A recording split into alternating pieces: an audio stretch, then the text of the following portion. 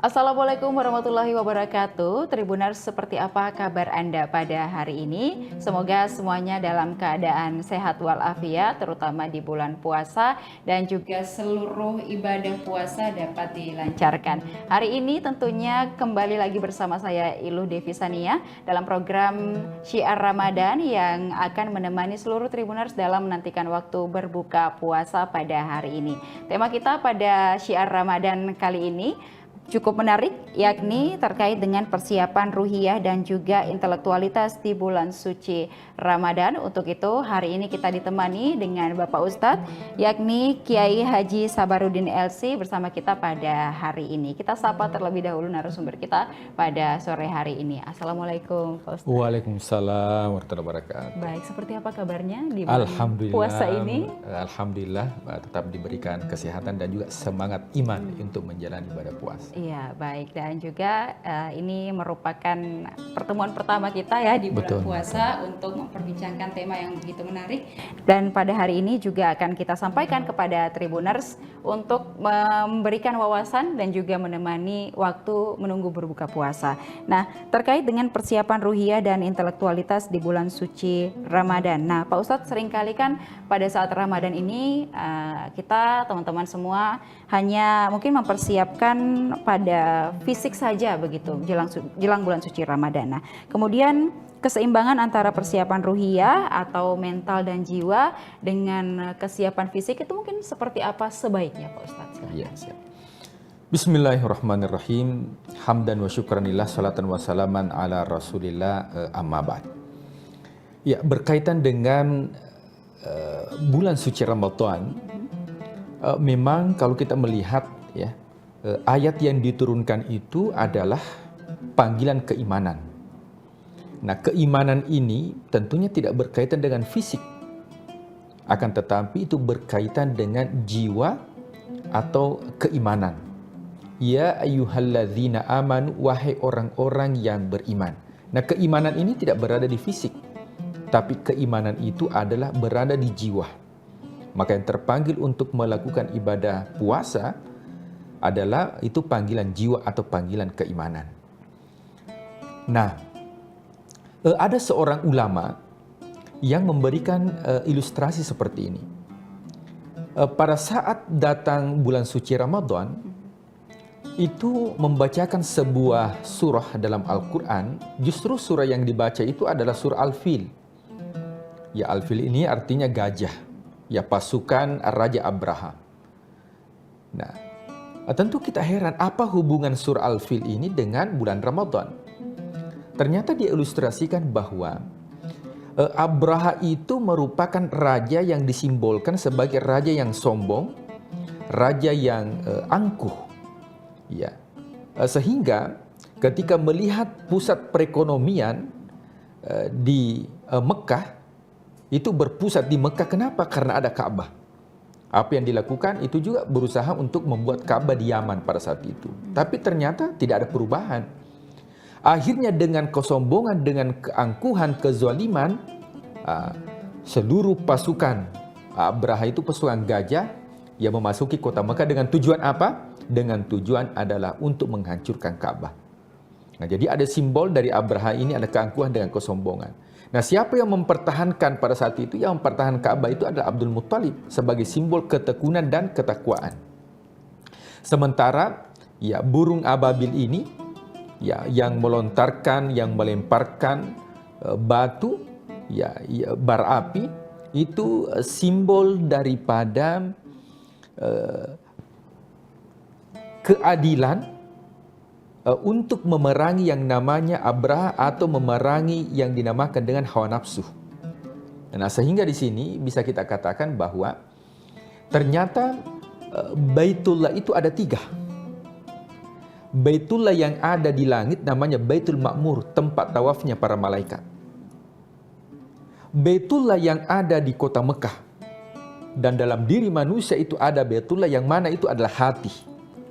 Nah, jadi hati kita ini adalah sentral ya metabolisme yang dinamakan dengan pusat spiritualitas.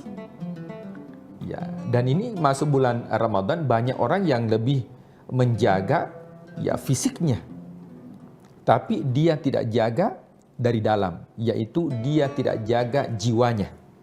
Padahal di bulan suci Ramadan ini yang harus kita tingkatkan adalah spiritualitas, jiwa, keimanan, dan juga tentunya yang paling terpenting adalah intelektualitas, bagaimana kita literasi, membaca, dan juga sering-sering mendengarkan kajian. Nah, jemaah yang dimuliakan Allah Subhanahu wa Ta'ala. Nah, kenapa hati ini menjadi baitullahnya Allah dalam diri manusia? Ini perlu kita jaga. Karena hati ini merupakan sumber daripada niat. Ya, kita tentunya melakukan ibadah puasa itu didahului dengan niat. Ya, meskipun kalau saya sampaikan bahwa ya niat ini ulama berbeda pendapat. Ya, ada yang mengatakan bahwa 1 kali saja berniat. Ketika berniat pada malam pertama, maka sudah terakumulasi 30 malam. Itu pendapatnya Imam Malik.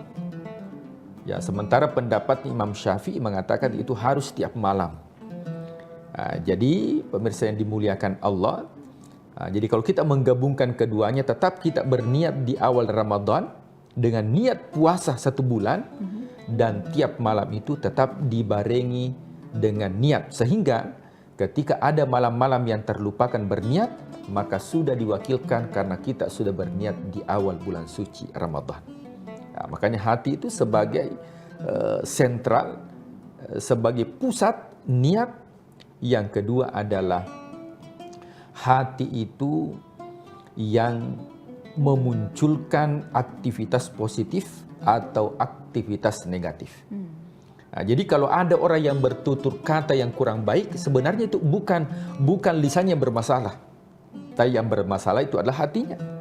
Kalau ada orang yang mencela, berarti yang bermasalah itu bukan lisannya, tapi yang bermasalah itu adalah hatinya. Kalau ada orang yang memukul, yang bermasalah itu bukan tangannya, tapi yang bermasalah adalah hatinya.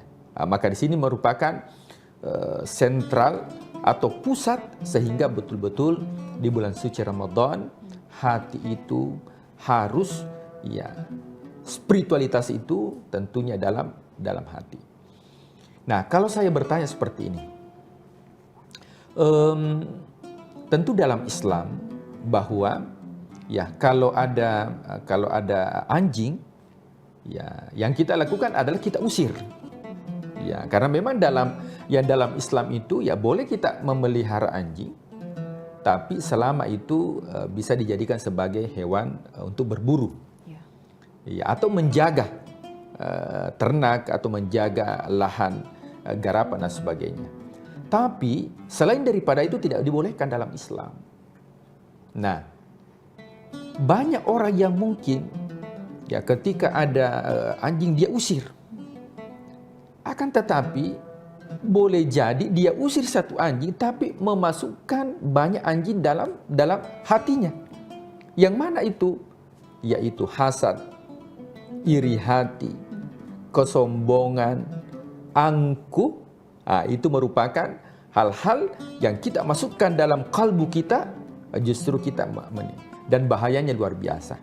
Nah, kata Rasulullah SAW, kalau ada orang yang memelihara, ya ini versi dalam Islam, ya satu yang dipelihara bukan tujuan untuk berburu, bukan tujuannya untuk menjaga, maka itu bisa menghilangkan pahala 1 qirat. Ya, qirat ini itu sebesar gunung Uhud. Nah, bagaimana ketika ada dalam diri kita sifat hasad? Nah, sifat hasad ini bukan menghilangkan sebagian pahala, akan tetapi dikatakan oleh Rasulullah SAW, innal hasanat yudhibna sayyi'at. Ya, ternyata hasad ini ya itu bisa ya menghilangkan pahala. Ya. Al hasad ya yakulul hasanat, itu memakan pahala. Seperti apa? Rasul mengatakan kama yakulu an-narul khatab. Seperti api yang memakan kayu bakar, itu tidak ada yang tersisa. Jadi memang dalam bulan suci Ramadan ini ya spiritualitas ini perlu kita jaga.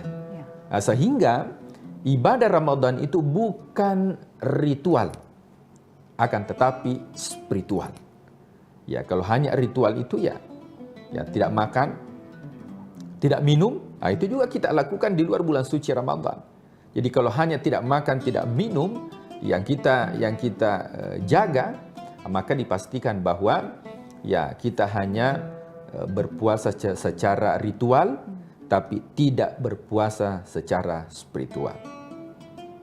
Iya, baik. Jadi kita banyak hal yang perlu diperhatikan ya Pak Ustadz ya, termasuk juga bagaimana kemudian yang penting adalah menyelaraskan antara pikiran dan juga hati. Nah kemudian Pak Ustadz untuk terkait hal itu mungkin ada cara yang bisa disampaikan kepada Tribuners untuk menyelaraskan hati dan pikiran agar ibadah di bulan suci Ramadan ini tidak sekadar menjadi rutinitas belaka begitu. Silakan. Ya, tentunya bahwa seorang peneliti mengatakan bahwa ya sumber ya penyakit itu diantaranya adalah dari pikiran ya dan juga itu dari jiwa. Nah, pikiran kita berprasangka baik kepada Allah Subhanahu wa taala dan juga jiwa kita, karena ya terus terang bahwa ya kita kan terdiri dari 3 unsur.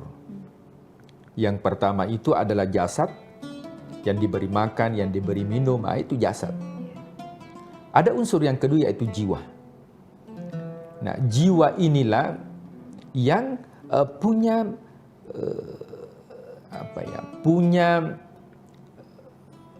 macam-macam jiwa. Ya. Jiwa yang gemar untuk melakukan kebaikan disebut dengan nafsul mutmainnah. Nah, jadi kalau ada Tribuners yang gemar untuk melakukan kebaikan, berarti yang berfungsi itu adalah nafsu al-mutmainnah. Nah, ada jiwa yang kedua. Jiwa yang kedua ini adalah gemar melakukan maksiat. Ya, kalau kita gemar melakukan maksiat, gelisah kalau tidak melakukan maksiat, berarti yang berfungsi itu namanya jiwa ammarah. Atau dalam bahasa Al-Quran disebut dengan nafsul ammarah. Innan nafsa la'ammaratu bisu. Yang ketiga ada disebut dengan jiwa ya ketika melakukan menyesal. Jadi ada juga orang yang melakukan ya keburukan, tapi ketika selesai melakukan keburukan dia menyesal. Disebut dengan nafsul lawamah. Ya. Yang keempat ada jiwa yang mana jiwa ini bimbang. Ya, apakah saya melakukan atau tidak? Apakah saya buka puasa sembunyi-sembunyi atau tidak? Apakah saya melakukan tarawih apa tidak? Ada kebimbangan dalam melakukan kebaikan, maka yang berfungsi itu namanya nafsu malhamah. Fa'alhamaha fujuraha wa taqwaha. Nah, antar keimanan dan fikiran memang ini harus selaras. Ya, kenapa harus selaras? Karena fikiran ini bisa mendatangkan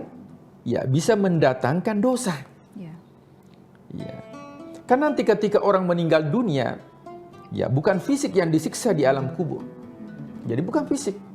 Makanya fisik ini akan hancur. Tapi yang akan disiksa di alam kubur itu adalah jiwa. Ya. Makanya jiwa yang baik akan mendapatkan nikmat kubur, jiwa yang buruk akan mendapatkan siksa kubur. Nah, menjadi pertanyaan, jiwa ini terdiri dari 3 unsur. Ada sesuatu yang ditanyakan. Yang pertama itu, ini dijawab oleh Al-Quran. Wa ja'ala lakumus sam'a, pendengaran. Wal absara, penglihatan. Jadi bukan mata, bukan telinga, pendengaran, penglihatan. Dan yang ketiga, wal afidah. Wal afidah ini bisa diterjemahkan sebagai fikiran. Nah, itu yang mendatangkan dosa. Ya, berprasangka buruk. Ya, itu yang mendatangkan dosa. Sehingga kata Rasulullah SAW, ya, banyak orang yang mendapatkan bulan suci Ramadan akan tetapi tidak mendapatkan ampunan. Kenapa tidak mendapatkan ampunan? Karena yang dijaga itu hanya makannya, hanya minumnya, akan tetapi fikiran tidak dijaga, mata tidak dijaga, pandangan tidak dijaga, pendengaran tidak dijaga, hati tidak dijaga, sehingga dia tidak mendapatkan apa-apa di bulan suci Ramadan kecuali haus dan dahaga. Maka pentingnya untuk menyelaraskan antara keimanan dan juga fikiran sehingga bisa maksimal amal ibadah kita di bulan suci Ramadan. Ya baik, selain itu mungkin kita sudah tahu tipsnya untuk menyelaraskan bagaimana pikiran dan jiwa kita untuk juga tetap fokus beribadah dan tidak menjadi sekadar rutinitas belaka begitu ya Pak Ustadz. Nah kemudian yang menjadi fenomena adalah pada saat awal-awal puasa itu kita biasanya masih semangat Pak Ustadz. Nanti di tengah menuju akhir udah loyo, udah males-malesan, udah banyak bolong-bolongnya. Mungkin ada tips juga Pak Ustadz untuk hal seperti itu? Ya, untuk seluruh Tribuners, bahwa memang ini potensi manusia, ya itu ada kejenuhan, ada sebuah filosofi mengatakan seperti ini ya, bahwa setiap amalan yang dilakukan secara rutin itu akan menghilangkan sensitivitas. Nah, jadi kalau ada amalan yang rutin yang dilakukan itu akan mengurangi. Ada orang yang berangkat ibadah umroh. Hari pertama dia menangis. Ya, ketika melihat Ka'bah dia menangis. Ya itu pertama. Tapi ketika hari kedua, hari ketiga, hari keempat, kelima, bahkan sudah jauh dari Masjidil Haram, lebih sibuk belanja. Pertanyaan kenapa bisa demikian? Karena memang manusia itu ketika ada kegiatan yang rutin kita lakukan itu menghilangkan sensitivitas. Ya. Nah, sehingga bagaimana tipsnya? Maka yang pertama luruskan niat.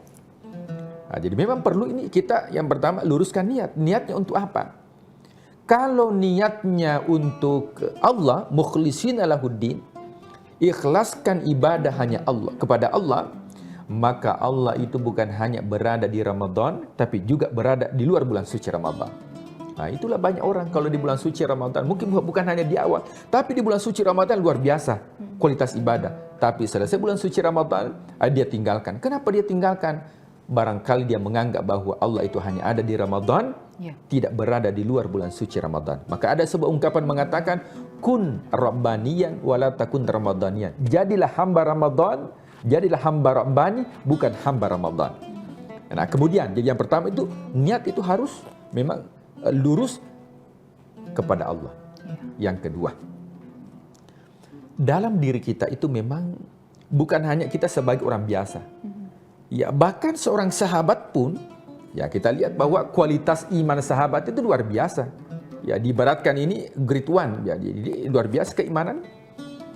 Akan tetapi ada disebut dengan kejenuhan dalam beribadah, itu manusiawi. Nah, ketika muncul kejenuhan dalam beribadah, maka konsepnya adalah jangan tinggalkan yang wajib. Jadi ketika itu menurun, maka yang wajibnya jangan ditinggalkan.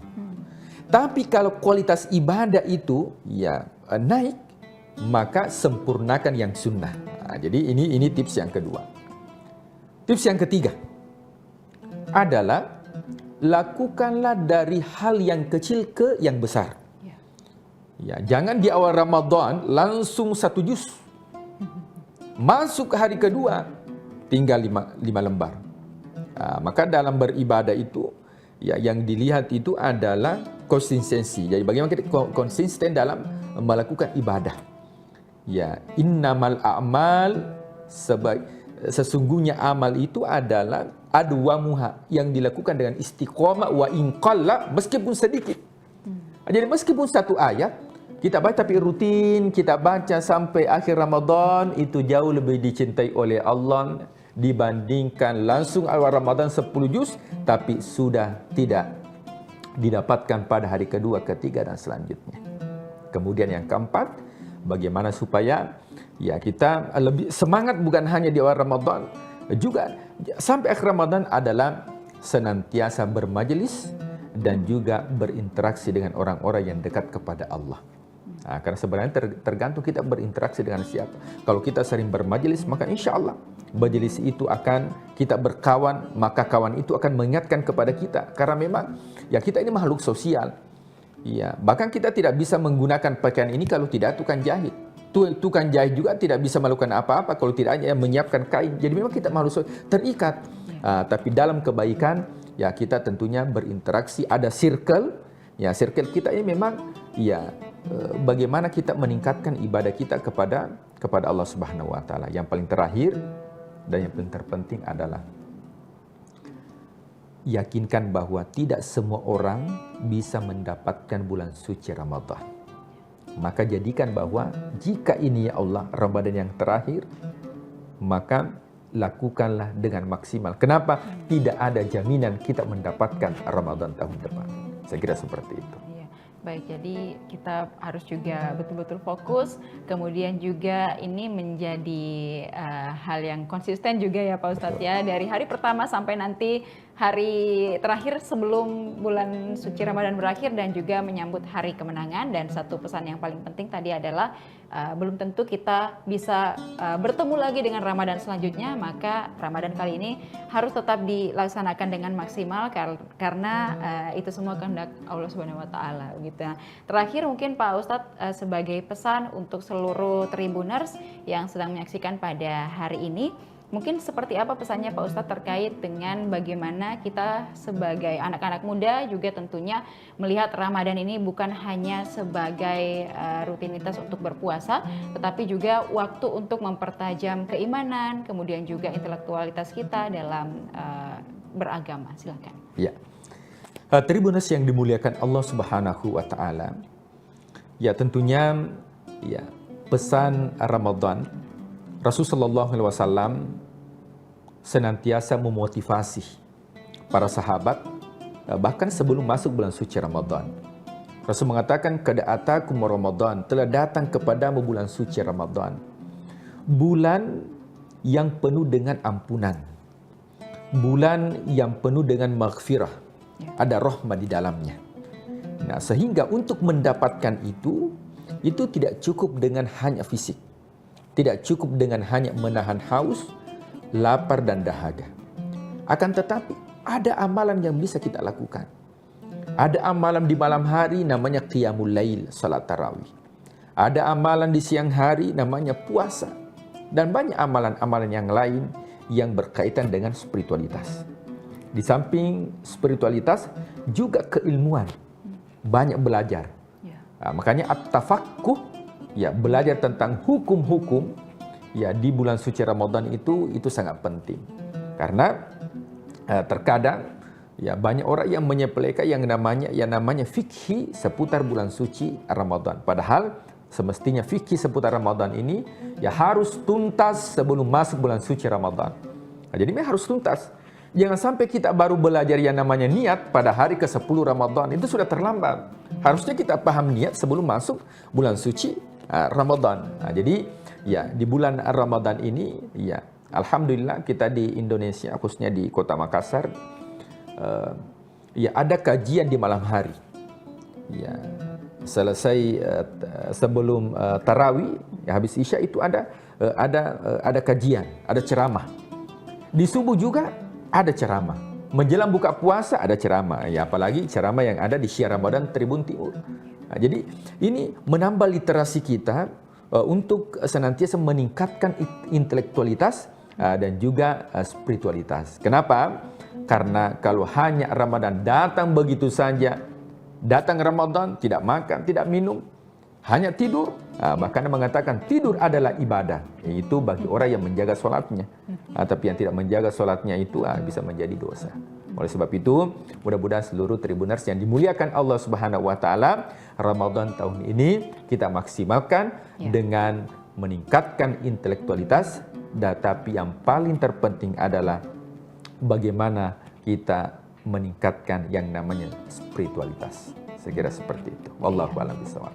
Baik, terima kasih Pak Ustadz, itu menjadi pesan penting untuk kita menjalani Ramadan 1 bulan penuh nantinya, dan semoga kita semua Tribuners masih bisa tetap konsisten begitu ya dan beribadah semaksimal mungkin. Selain itu, selain menahan lapar dan juga menahan dahaga, kita juga tentunya menjadikan Ramadan ini sebagai ruang dan waktu untuk mempertajam keimanan, kemudian juga ruang dan waktu untuk lebih mendekatkan diri kepada Allah Subhanahu wa taala, dan juga menyadari apa sebenarnya yang masih kurang dalam diri kita ataupun juga apa kesalahan yang masih ada dalam diri kita sebelum nantinya kita menyambut hari kemenangan itu tiba. Dan baik, terima kasih Pak Ustadz sudah hadir dan juga memberikan banyak sekali wejangan kepada kita untuk menjalani bulan suci Ramadan selama 1 bulan penuh ke depan.